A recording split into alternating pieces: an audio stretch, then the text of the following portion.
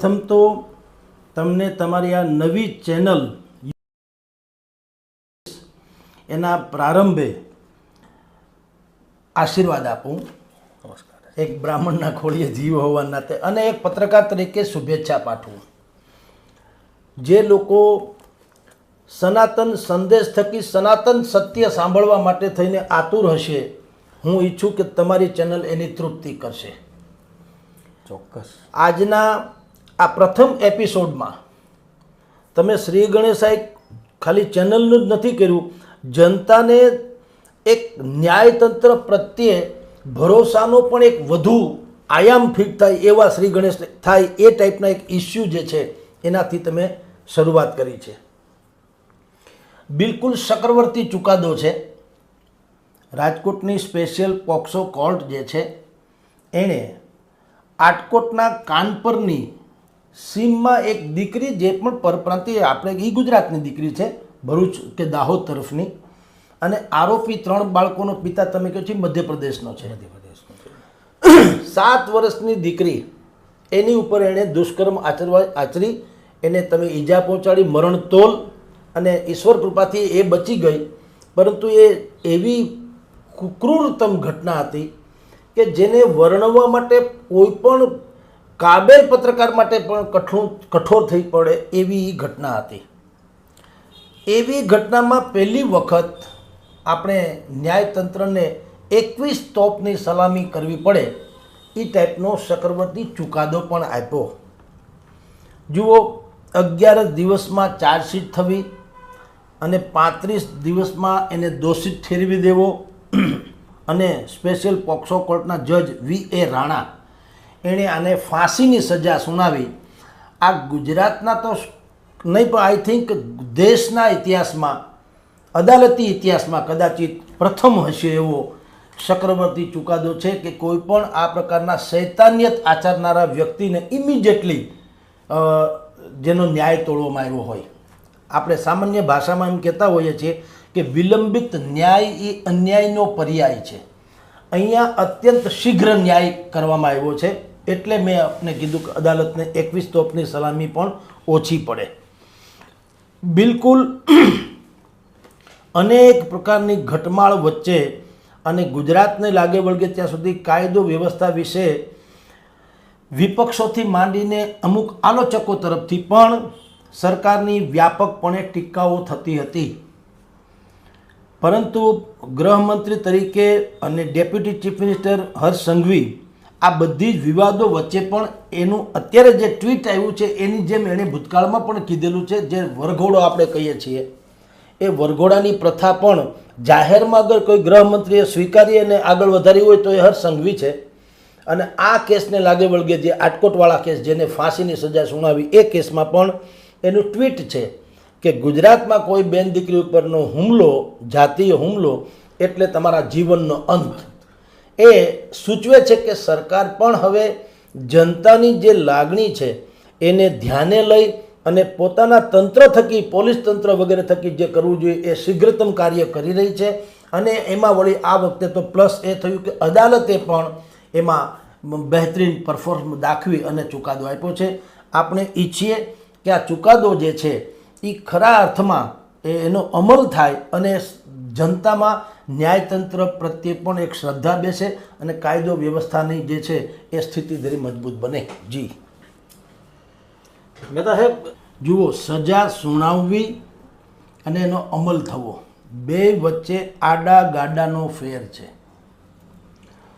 તમે કોલસાને દૂધથી ધોઈ નાખો એટલે ધોળો ન થઈ જાય, દેખાય ખરો પણ કોલસો કાળો જ રહે. ઉપરથી તમે દૂધથી અથવા તો ચૂનાથી એને રંગી નાખ્યો હોય એવું. અત્યારે જે સજા થઈ છે સ્પેશિયલ પોક્સો કોર્ટે કરી છે ફાંસીની સજા. આવી સજાઓ પામેલા આપણા દેશમાં હજારો લોકો છે જેને સજા તો ફાંસીની થઈ છે, પણ જેને આપણે ફાંસી માની બેસીએ છીએ. મીડિયામાં હમણાં ચમકશે આજનું આટકોટનું કાનપરની ઘટનાની છે. કાલના મીડિયામાં તમે જોજો, ફ્રન્ટ પેજ ઉપર, આપણે અખબારી ભાષામાં કહીએ તો પ્રથમ પાના ઉપર, અને મીડિયામાં આપણે ટેલિમીડિયા કહીએ કે યુટ્યુબ ચેનલ જેમ કહીએ ત્યાં પણ મેઇન લીડ સ્ટોરી તરીકે આ પ્રસિદ્ધ તો થશે. પણ જનતા એવું માની બેસે કે ફાંસી થઈ એટલે કે એને લટકાડી દેવામાં આવ્યો, એ ખોટું છે. આ ખાલી એક ચુકાદો છે, એનો અમલ નથી. અમલમાં તો હજી અનેક પગથિયા ચડવાના બાકી છે. આપણે ત્યાં ટ્રાયલ કોર્ટમાં આવું બનતું હોય છે. ક્રિમિનલ કેસમાં મોટે ભાગે ફાંસીની સજા આપવાની જોગવાઈ છે ને કરતા હોય છે. ત્યાર પછી જેમ આપે સ્વયં કીધું તેમ બીજું ચરણ છે.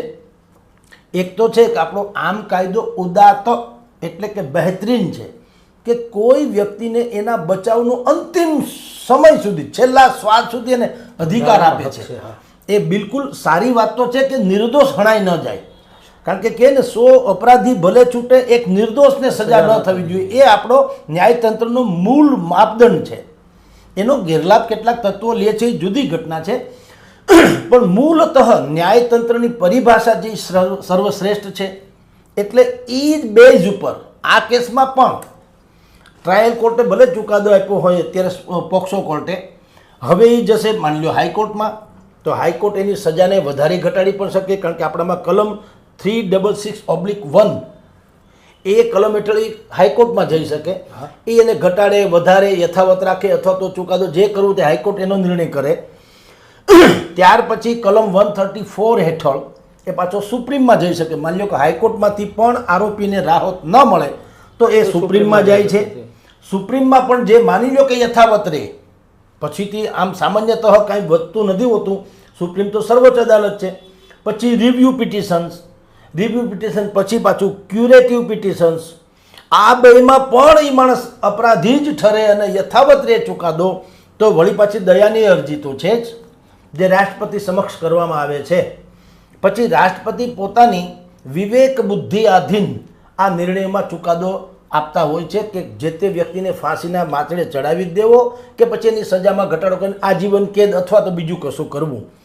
પરંતુ આપને કહું બલરામભાઈ, આ જે પ્રોસેસ જે છે એ બહુ ખતરનાક છે. આપની જાણ ખાતર ખતરનાક એટલા માટે છે કે દરેક ઘટનામાં વર્ષો વીતી જાય છે. એટલે હું ને તમે જેની અત્યારે ધારો કે ચર્ચા કરીએ છીએ આટકોટની ઘટનાની, કાનપરની દીકરીને ન્યાય મળવાની, તો જે આરોપી છે રામસિંહ ડુડવા મધ્યપ્રદેશનો, જરૂરી નથી કે કાલને કાલ તમને એનો મૃતદેહ નજરે પડે. Not necessary. એ તો હજી ચુકાદો આપ્યો છે ટ્રાયલ કોર્ટ, અહીંની કોર્ટે, પોક્સો કોર્ટે. મેં આગળ પગથિયા ગણ્યા એવા તો અનેકો બાકી છે. 7 તબક્કા છે. અને ટ્રાયલ કોર્ટમાં 5 વર્ષ સુધી આ કેસ આમનામ ચલાવી હાઈકોર્ટ પાછી મોકલે ટ્રાયલ કોર્ટને, ફરીથી તમે કરો વગેરે. 5 વર્ષ ત્યાં જાય છે. પછી જાય હાઈકોર્ટમાં તો 1.5 વર્ષે તો વારો આવે મિનિમમ. જાણકાર જે છે, કાનૂનવિદો જેને કહી શકાય, એના બધા અભ્યાસીઓના કહેવા અનુસાર અને આપણે દુનિયાભરના ડેટા કલેક્શન છે જે એને નજરમાં રાખીએ તો ટ્રાયલ કોર્ટમાં 5 વર્ષ, હાઈકોર્ટમાં 1.5 વર્ષ, સુપ્રીમ કોર્ટમાં 2 વર્ષ. એટલે આમ તમે જુઓ તો જેને ફાંસીની સજા મળી હોય એ જ્યારે અદાલતમાં જાય આ ઘટના, તો એને 5 ને 2 7 ને 8 9 વર્ષ તો મિનિમમ એને જીવવાનું છે, નક્કી થઈ જાય છે. એવરેજ 8 વર્ષ આવે છે. એવરેજ 8 વર્ષ. અને હું તમને ગણાવું, નિર્ભયા જેનો આપણે ઉલ્લેખ કર્યો, આપણે દિલ્હીની નિર્ભયા કાંડથી તો આખા દેશમાં કોણ અજાણ હોય.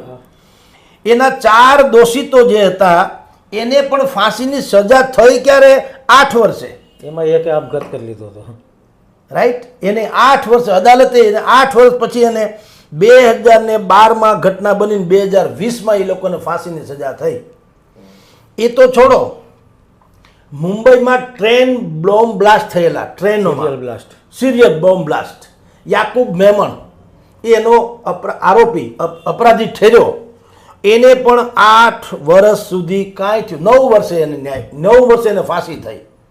ત્યાં સુધી અને આપણે બધા જાણીએ છીએ બલરામભાઈ, યાકુબ મેમણ જેવા હળાહળ દેશદ્રોહી કેણે સેંકડો નિર્દોષોના જાન લીધા, એને બચાવવા માટે થઈને પણ એના જે એડવોકેટ્સ હતા એણે એટલી મથા પડી ગઈ, એવા બધા ધમપછાડા કર્યા કે આપણી અદાલતને તો સેલ્યુટે કરવી પડે.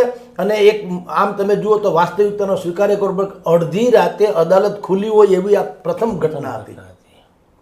મધરાતે અદાલત ખુલી અને ચુકાદા, કારણ કે જો અદાલત કહે ઇધર ઉધર કરે તો સવારે ટાંગી દેવાની વાત હતી. તો આ લોકોએ જજુમાં એના વકીલો અને આપણા ધન્ય હો આપણી અદાલતોને કે ન્યાય પ્રણાલીને કે એમાં એને તક પૂર્ણપણે આપવામાં આવી. એમ નહીં કે અમે તમારાથી કંઈક કહેવાનું બાકી રહી ગયું અમે તમને ટાંગી દીધા. તમારી છેલ્લી ઘડી સુધીની દલીલો, તર્કો, જે કાંઈ હતા ડોક્યુમેન્ટ્સ આ છે તે છે બધાને સાંભળીને અંતે જ્યારે ન્યાયે એમ કીધું હોય કે હવે તમે ફાંસીથી ઓછું કાંઈ નહીં, એ એવી સ્થિતિ હતી કે સ્વયં એના એડવોકેટ પણ એનો ઇનકાર કરી શકે નહીં. આ આપણી ગહન પ્રક્રિયા છે. હવે એ યાકુબ મેમન 9 વર્ષે સંસદ ઉપર જેણે હુમલો કર્યો તો અફઝલ ગુરુ, એને 11 વર્ષ પછી આપણે ફાંસીના માથડે ચડાવી શક્યા. ન્યાયતંત્રની તમે એને વિલંબિત કહો કે ન્યાયતંત્રનો પરમ આદર્શ કહો, બે વસ્તુ તમે અડધો ગ્લાસ ખાલી કે અડધો ભરેલો એના જેવું છે, બે કહી શકો. વિશ્લેષકો, વિવેચકો, આલોચકો એ બધા એમ કહી શકે કે અદાલતોમાં બહુ ઢીલ થાય છે અને અદાલતોમાં વિલંબિત ન્યાય છે, એ વાત એની રીતે સાચી છે. પણ એ તો તમારે વિશ્લેષણ કરવું છે. તમે સ્વયં જ્યારે આરોપી હો છો ત્યારે તમને એમ લાગે છે કે મારે બચવાના અંતિમમાં અંતિમ મને મળવા જરૂરી છે. તો એ સેન્સમાં તમને કહું તો એ અતિ ઉત્તમ કહી શકાય કે આટલો સંસદ ઉપર હુમલો કર્યો એનાથી મોટો અપરાધી કયો હોઈ શકે. તો એને પણ 11 વર્ષ સુધી ફાંસીના માત્રાથી અલગ રાખી શકાય એના વકીલો. અને એનાથી આગળ આપણે જ્યારે મુંબઈ ઉપર એટેક થયો 26/11, એમાં અજમલ કસાબ 2 વર્ષ, એને 2008માં હુમલો કર્યો અને 2012માં 4 વર્ષ પછી એને ફાંસીની સજા થયો. એટલે જે આપનો પ્રશ્ન છે એ બિલકુલ વાજિબ છે કે આ બધી જ ટાઈમ લાઈન જે છે, ટાઈમ લાઈન એ આમ ન્યાયિક પ્રક્રિયાનો એક ભાગ છે. પણ હું એમ કહું છું આપણે કહેવું જોઈએ કે આમાં એક સમય મર્યાદા ફિક્સ. ડેટા કલેક્શન તમે જુઓ તો તમને ખ્યાલ આવે. અત્યાર સુધીના જેટલા રાષ્ટ્રપતિ આપણે ત્યાં થઈ ગયા, પ્રતિભા પાટીલ એણે સૌથી વધુ અરજીઓ જે છે એ ખારીજ કરી, સ્વીકારી. 54 જેટલા લોકોએ એને દયાની અરજી કરી હતી, 54 સ્વીકારી. અને સૌથી ઓછો ટ્રેક રેકોર્ડ જેને કહી શકાય એવા જો હોય તો એ રાષ્ટ્રપતિ રામનાથ કોવિંદ, એણે સૌથી ઓછી મોટા ભાગની એણે અસ્વીકાર કરીને કીધું કે આને ફાંસી લટકાવો, કારણ કે અપરાધી જેવા હતા. તો આપણે તમને ખ્યાલ જ હશે કે વિજયભાઈ રૂપાણી, સ્વર્ગીય વિજયભાઈ રૂપાણી જ્યારે આપણા ચીફ મિનિસ્ટર હતા ત્યારે એણે વહીવટી તંત્રમાં ગતિશીલતા લાવવા અને જનતાને ઉચિત સમયે એનો કામગીરી પૂરી થઈ જાય એટલા માટે થઈને પ્રત્યેક કામની એક સમયાવધિ એક નક્કી કરી હતી, ટાઈમ લાઈન. કે ભાઈ રેશનિંગ કાર્ડ હોય તો અરજી કોઈ કરનારોને 2-3 દિવસમાં મળી જવું જોઈએ રેશનિંગ કાર્ડ. 7/12નો દાખલો કઢાવવા આવે અને પ્રોબ્લેમ હોય તો આટલા દિવસમાં મળી જવું જોઈએ. આ તમારે આયુષ્યમાન કાર્ડ કઢાવવું તો આટલા દિવસમાં થઈ જવું જોઈએ. અને એ બોર્ડ, જેમ આપણે ફરસાણની દુકાને જઈને ગાંઠિયા, જલેબી આનો ભાવ લખ્યા હોય એવી રીતે ત્યાં બોર્ડ મારવાનું કીધેલું જિલ્લા વહીવટી તંત્રની સદનમાં, જિલ્લા સદનમાં અને જે તે મામલતદાર કચેરીમાં પણ, કે કોઈ પણ કામમાં તે કેટલા દિવસ મેક્સિમમ, અને આ દિવસ દરમિયાન થઈ જ જવું જોઈએ કામ. બહુ સારો નિર્ણય હતો. એવી રીતે આ કેસમાં પણ રાષ્ટ્રપતિ સમક્ષ જ્યારે દયાની અરજી જાય, એટલી વાત તો બલરામભાઈ નક્કી છે કે દેશની તમામ અદાલતો, સર્વોચ્ચ અદાલત, ટ્રાયલ કોર્ટથી માંડીને સુપ્રીમ કોર્ટ સુધી બધા જે નક્કી કરી લીધું કે આ ભાઈ અપરાધી છે, ફાંસીને લાયક છે. હવે એનાથી વધુ બૌદ્ધિક ક્ષમતાની ખાલી દયાની અરજી એટલે શબ્દ આપવામાં આવ્યો છે. તો તમે જુઓ, માન્ય જેને કહી શકાય, ડિગ્રીધારી કહી શકાય એવા તમામ એડવોકેટથી માંડીને જજીસ, એ બધાએ જ્યારે નક્કી કર્યું હોય આધાર પુરાવાના અંતે કે 100 વ્યક્તિ 100 અપરાધમાં ગુનેગાર જ છે, તો રાષ્ટ્રપતિએ ખાલી હા કે ના જ કરવાની રહે ને. તો એમાં જે સમય કાઢી નાખે છે, ઇટ ઇઝ ટુ મચ.